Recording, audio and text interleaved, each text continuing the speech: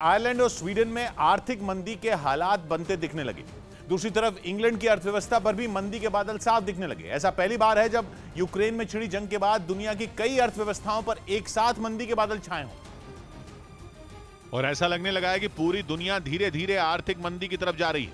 Ireland में तो आर्थिक मंदी आने की चेतावनी तक जारी कर दी गई है। वहां 38 साल के बाद महंगाई दर 9% के पार पहुंची है। वहां के केंद्रीय बैंक को तो महंगाई दर के जल्द 10% के पार पहुंचने का अनुमान है।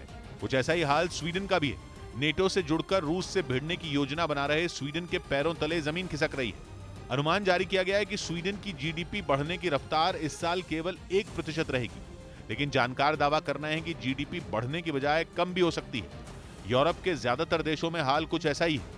आसमान छूती महंगाई और खाली होते सरकारी खजाने ने बड़ी बड़ी ताकतों को बेदम कर दिया है।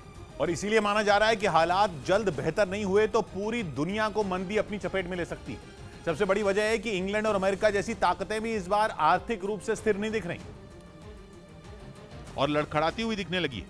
यूक्रेन में छिड़ी जंग के बाद से कूटनीति भी कारोबार के इर्द गिर्द ही घूम रही है। प्रतिबंधों के जवाब में पुतिन की चालें अमेरिका की टेंशन बढ़ाने वाली साबित हुई हैं।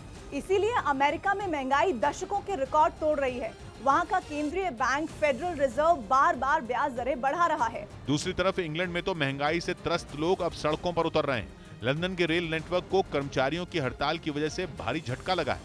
लोग पुरानी तनख्वाह में गुजारा नहीं कर पा रहे और 3 साल से तनख्वाह बढ़ाई नहीं गई। हड़ताल की वजह से 20% कम रेल चल रही है। कर्मचारी भी केवल 7% तनख्वाह बढ़ाने की मांग कर रहे हैं, लेकिन रेलवे नेटवर्क के खजाने में उतना भी नहीं है। कच्चे तेल की कीमतों में लगी आग और ठप हो चुके अहम समुद्री रास्तों ने बड़ी बड़ी ताकतों का गणित बिगाड़ दिया है।